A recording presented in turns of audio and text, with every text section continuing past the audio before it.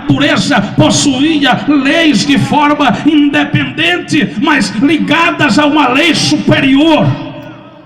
E eles chamavam essa lei, esse controle superior sobre a criação de verbo. Os judeus entendiam: o verbo não é uma força que controla a natureza e as coisas existentes.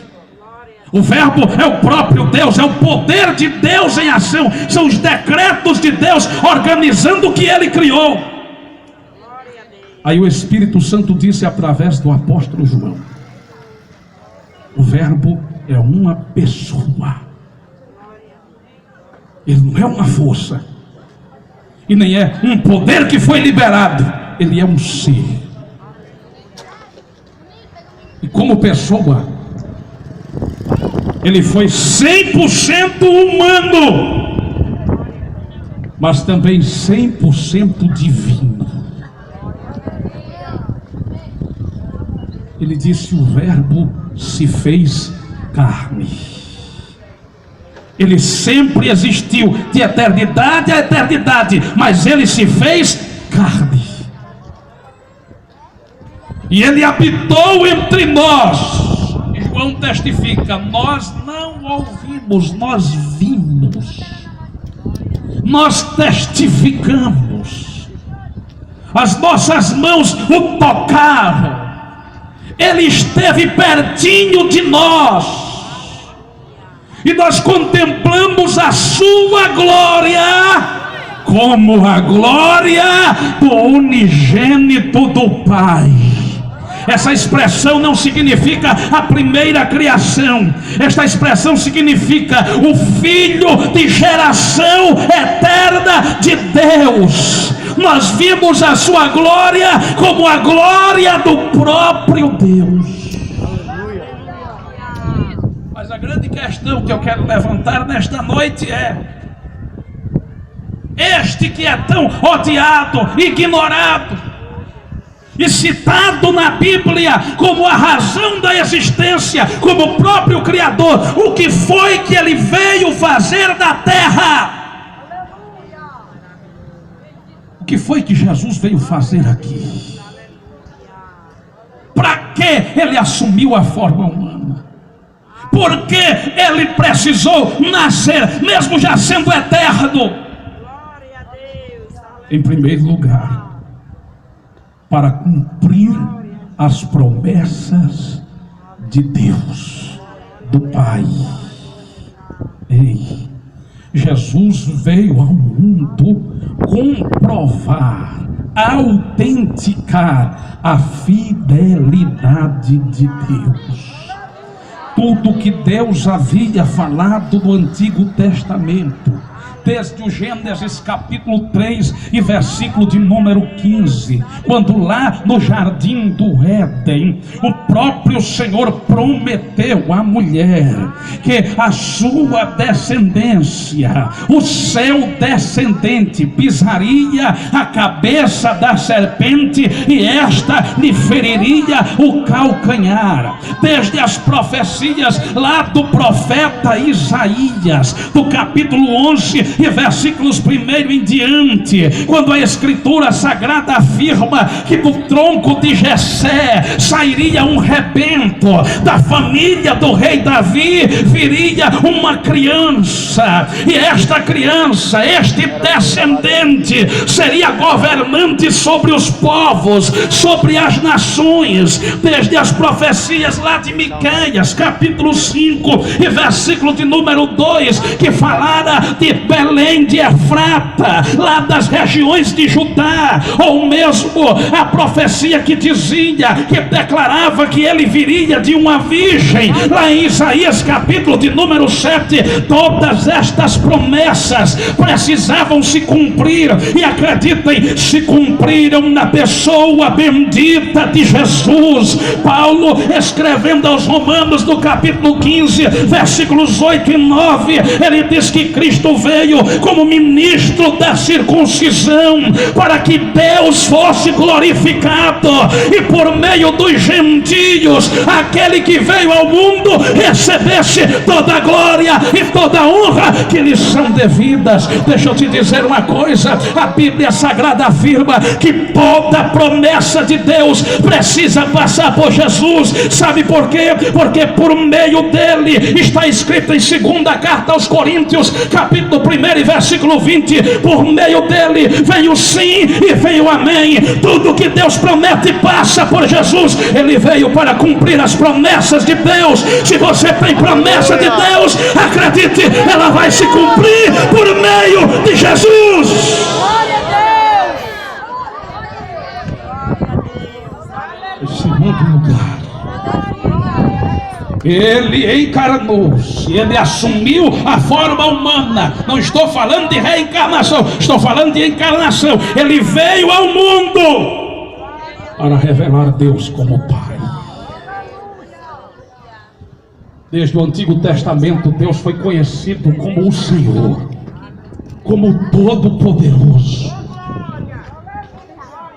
Mas apenas através de Jesus nós podemos chamar Deus de Pai. Sabe o que é que diferencia tanto o cristianismo de outras religiões do mundo?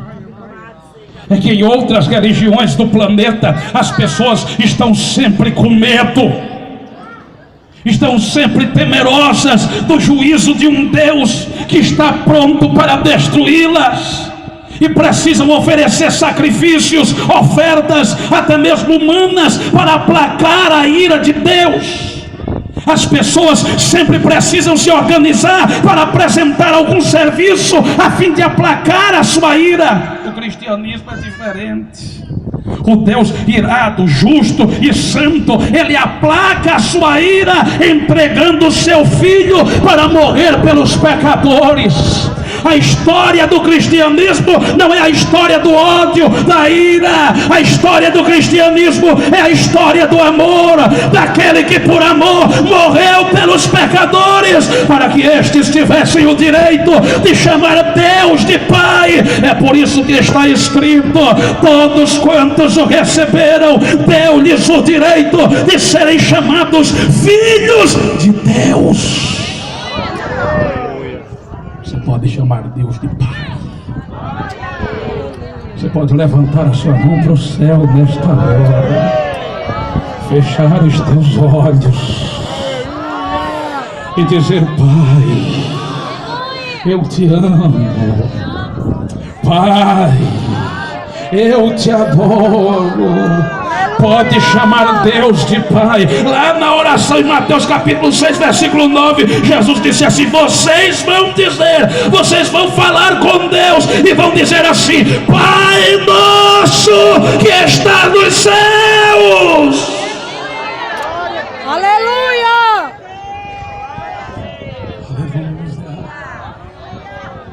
Eu acho lindo que ele não disse aos discípulos: Pastor Ivan, apenas Pai meu. Diga assim: meu Pai ou Pai meu. Ele disse: Pai nosso.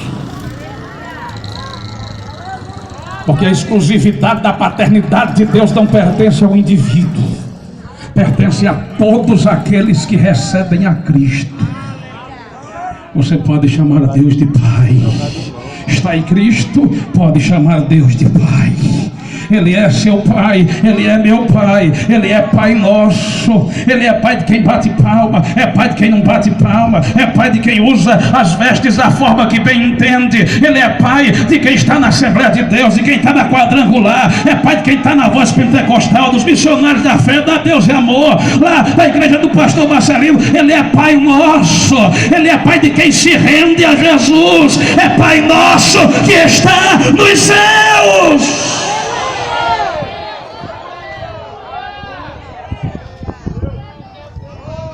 Terceiro lugar, Cristo veio para se tornar o nosso fiel sumo sacerdote. Está escrito na carta aos Hebreus capítulo 2 versículo 17. Era necessário que em tudo ele fosse semelhante aos seus irmãos, para se tornar fiel e misericordioso sumo sacerdote. Ei, Deus não está procurando pessoas perfeitas. Em todos os lugares, em todas as igrejas, em todas as instituições, em todas as famílias, em todo o mundo, as pessoas são imperfeitas. Alguém certa feita disse: eu só vou entrar numa igreja no dia que eu encontrar uma igreja perfeita.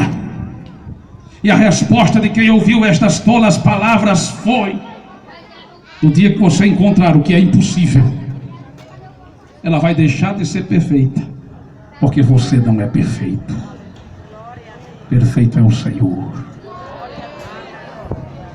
Perfeito é o Senhor. Deus não anda procurando perfeitos. Deus está procurando adoradores, verdadeiros adoradores. Porque o verdadeiro adorador, ele não adora a Deus só com os lábios, ele adora a Deus com a vida. Ele não está na igreja dando glória e no outro dia não bate tomando cachaça. O verdadeiro adorador não está aqui com a Bíblia debaixo do braço e lá no comércio comprando fiado e não pagando. O verdadeiro adorador não está com um olho na sua família e um olho na mulher alheia. O verdadeiro adorador, ele não trata as pessoas como se fosse um lixo, simplesmente porque tem uma condição financeira menos elevada. O verdadeiro adorador, ele produz o fruto do Espírito Santo. Ele não anda em perfeição, e quando ele falha, quando ele fraqueja, ele tem Jesus, o fiel sumo sacerdote, o advogado que não pede em questão. É por isso que João disse assim: filhinhos, não pequeis. Agora, se você pecar, saiba de uma coisa: você tem um advogado, Jesus Cristo. E deixa eu te dizer uma coisa: com esse advogado não tem manobra e nem compra de qualquer tipo de juiz ou corrupção no judiciário. O verdadeiro advogado, Jesus, ele tem o sangue para dizer ao Pai: pode perdoar, porque eu morri por esse também. Aleluia! Os adoradores estão aqui desta noite. Eu sei que está fazendo um calor enorme, e você e eu estamos desejando chuva, orando por chuva, mas nessa noite, deixa eu te dizer uma coisa: há uma chuva diferente neste lugar. A graça de Deus está descendo aqui, porque aqui estão os verdadeiros adoradores que adoram o Pai em espírito e em verdade. Nós estamos bendizendo o nosso sumo sacerdote fiel. Eu vou parar de pregar só para você adorar.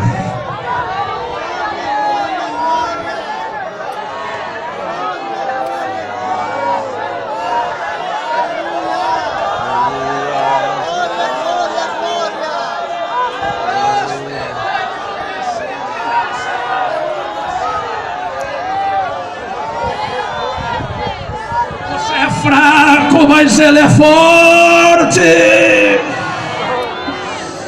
Você é pecador, mas ele é santo. Você não pode, mas ele pode. Confie no nosso sumo sacerdote fiel. Jesus veio para interceder por você. Agora queira acertar.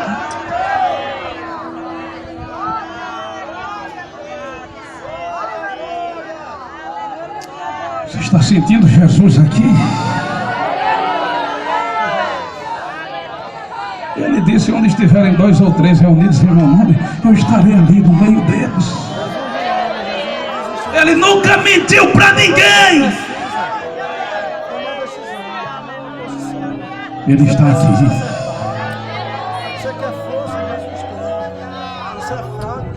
Em quarto lugar, Jesus veio ao mundo para aniquilar o pecado.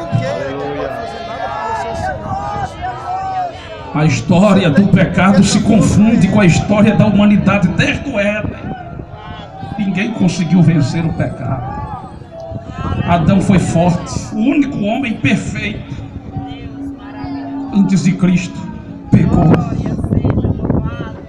Caim, Abel pecaram. Sete pecou. Enos pecou. Enoque andou com Deus, mas pecou também. Abraão foi o pai da fé, mas pecou. Isaac, o pai das pacificações, pecou também. Jacó nem se fala. José, a história linda do Antigo Testamento, também pecou. Moisés, o líder que conduziu cerca de 2 milhões de pessoas num deserto, também pecou. Nem na terra prometida pôde entrar. Profetas pecaram, sacerdotes pecaram. Aí sabe o que é que a Bíblia diz em Romanos 3:23? Todos pecaram e separados estão da glória de Deus.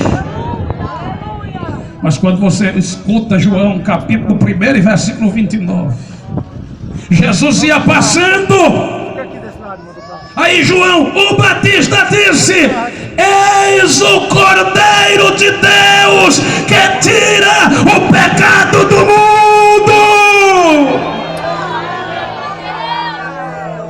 Em todas as coisas ele foi tentado, mas ele não pecou. Não pecou. Isaías capítulo 53, está escrito que certamente ele levou sobre si as nossas transgressões. Hebreus capítulo 9, versículos 27 e 28, está escrito: e como aos homens está ordenado morrerem uma só vez, vindo depois disso o juízo, assim também Cristo, oferecendo-se uma só vez, aparecerá a segunda vez, não mais para tirar os pecados, mas para aqueles que o aguardam para a salvação. Cristo venceu o pecado. Cristo é o vencedor sobre o pecado. Abraão, Adão, Isaac, Jacó, Moisés, profetas, sacerdotes, todos foram vencidos. Jesus venceu. Jesus venceu. Jesus venceu. Eu vou dizer de novo: Jesus venceu. Ele nasceu para vencer. Ele venceu o pecado. É por isso que você pode dizer: pastor, é mais forte do que eu sou dominado por isso. Eu digo que não vou fazer e volto a fazer. Eu digo que vou ser fiel à minha esposa e me tornar adúltero de novo. Eu digo que vou ser honesto com as pessoas e continuo sendo desonesto. Talvez você me diga: pastor, eu estou cansado de viver pela aparência, de querer mostrar para todo mundo que eu sou direito, sou bonzinho, mas eu sou um desmantelado.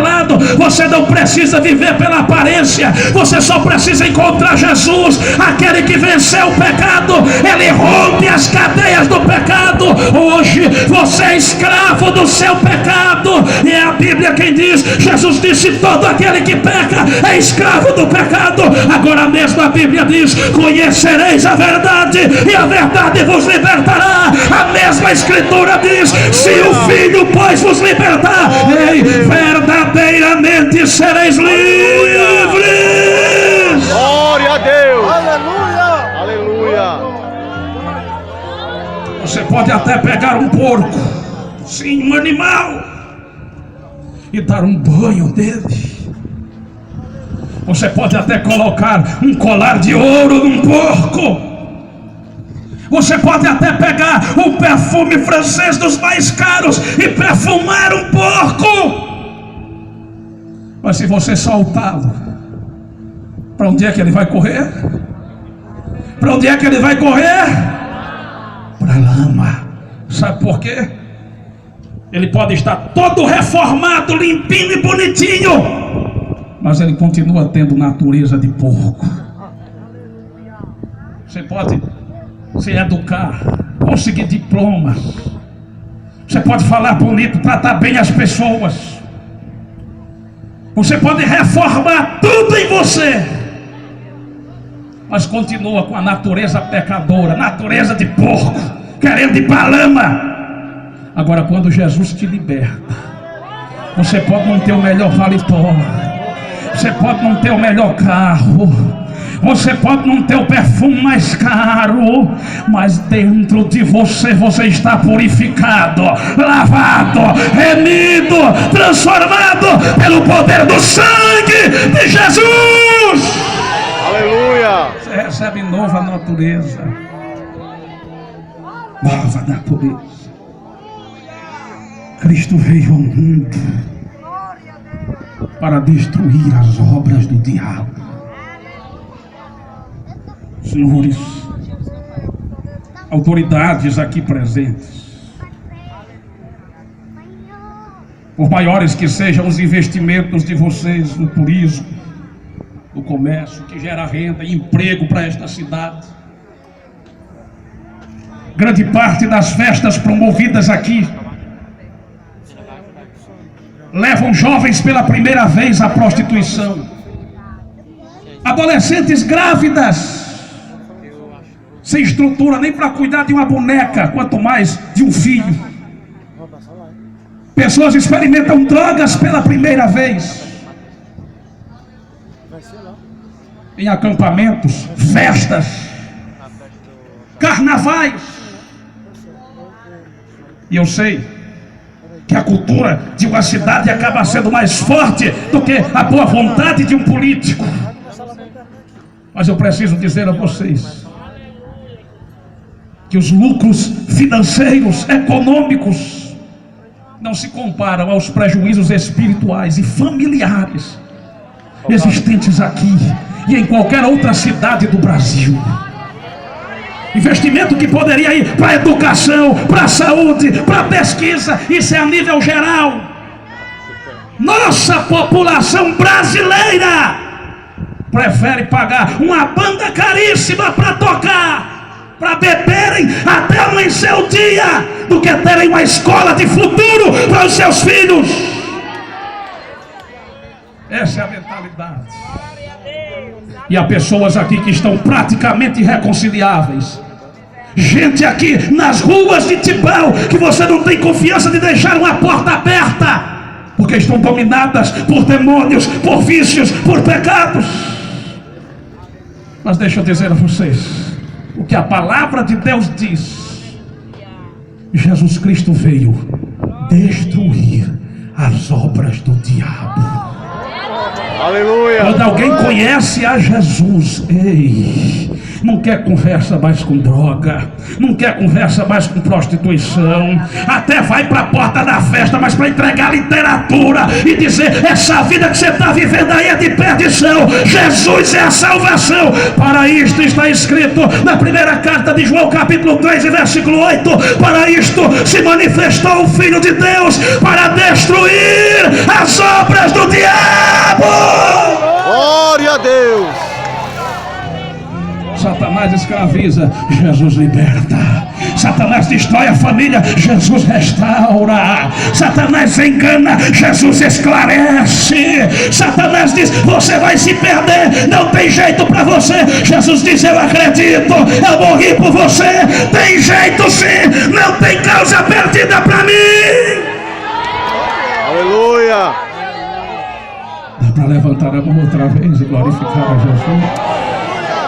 Pode glorificá-lo, pode glorificá-lo, pode glorificá-lo, pode glorificá-lo, pode glorificá-lo. Isso aqui não é loucura, não tenha vergonha de fazer isso no meio da rua não, porque há milhões que não tem um pingo de vergonha de fazer isso no ginásio, em um estádio de futebol, de dizer gol para um bando de gente correndo atrás de uma bola, e clubes corruptos ganhando dinheiro às custas da ignorância do povo.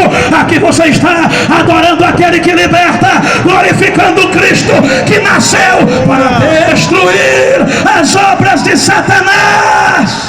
Glória a Deus. Aleluia. Eu vou te dar um minuto para você entrar nesse fogo glorificando. Aleluia. Pode adorar. Glória a Deus. Aleluia. Adore a Jesus. Adore a Jesus. Adore a Jesus. Adore a Jesus. Aleluia.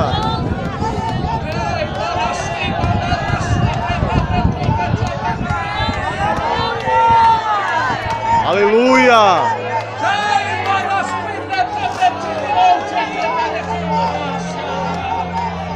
Aleluia.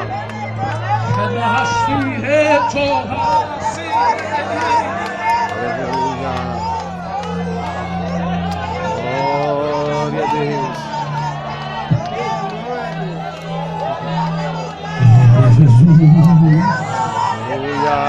Glória a Jesus. Aleluia.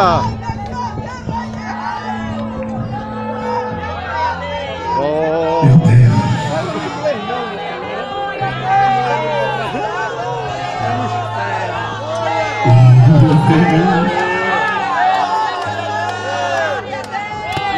Está chegando o dia do nosso adversário chupar brasa, meu irmão.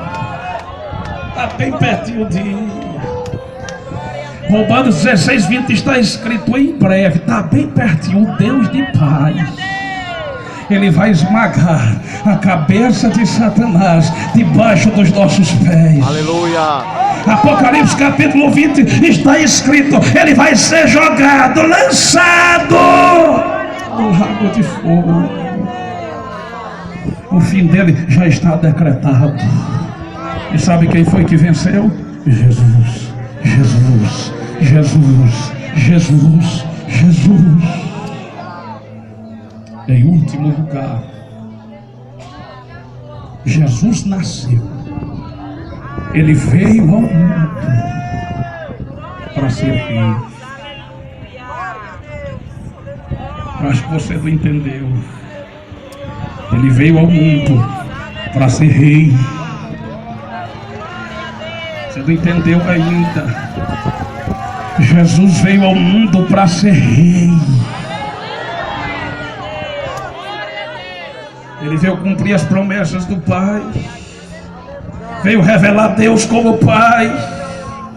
Veio ser nosso sumo sacerdote fiel. Veio vencer o pecado. Veio destruir as obras do diabo. E ele veio para ser rei. Jesus veio para ser rei. Todos os reinos da terra vão passar. Todos vão passar. Babilônia foi poderosa, passou. A Medo-Pérsia passou. A Grécia passou. Roma passou e vai passar de novo. Mas está chegando o dia que a visão do profeta Daniel lá do Antigo Testamento vai se cumprir. Uma pedra foi cortada sem o auxílio de mãos. E Daniel viu essa pedra descendo do céu, irmão Alderley. E ela bateu nos pés da grande estátua vista por Nabucodonosor. E a estátua foi esmagada, destruída. E daqui a pouco, aquela pedra foi enchendo o mundo, pastor Marcelino. Foi tomando conta de toda a terra. Ela foi dominando, dominando, dominando, dominando. Tudo que existe em nosso mundo hoje é herança desses governos. Toda a cultura, toda a feitiçaria, toda a idolatria, toda a prostituição, tudo que há de imprestável no mundo faz parte do governo dos homens. Mas está chegando o dia em que Jesus vai voltar. Ele não vai voltar como cordeiro, ele vai voltar como leão. Ele não vem para morrer, para entregar a vida. Ele vem para governar toda a terra. Ele veio a primeira vez em fraqueza, na segunda ele virá em poder. Na primeira ele veio como Salvador, na segunda ele virá como governante. Jesus está voltando, e quando ele voltar, algumas coisas vão acontecer. Primeiro, não vai dar mais para fazer um culto como esse. Eu não sei quantos anos de Baal vai estar completando quando Jesus voltar, mas eu quero declarar que não vai dar para fazer um culto com muito crente de verdade. Sabe por quê? Porque os fiéis da terra serão arrebatados. Pode chamar os desviados, porque os fiéis estarão na pátria celestial. celestial.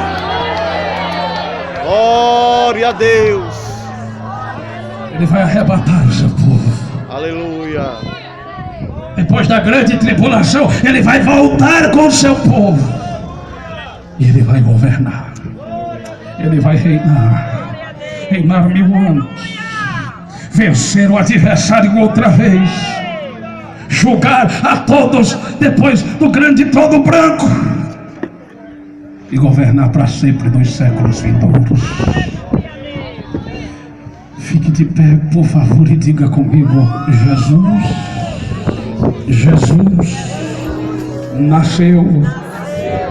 Outra vez, Jesus nasceu para cumprir as promessas de Deus. Jesus nasceu para nos revelar Deus como Pai. Jesus nasceu para ser o nosso sacerdote. Jesus nasceu para vencer o pecado. Agora diga mais forte: Jesus nasceu para destruir as obras do diabo. E por último, Jesus nasceu para reinar, para governar. Agora diga para quem está do seu lado: ele já começou a reinar na minha vida. Se ele reina, o adoro.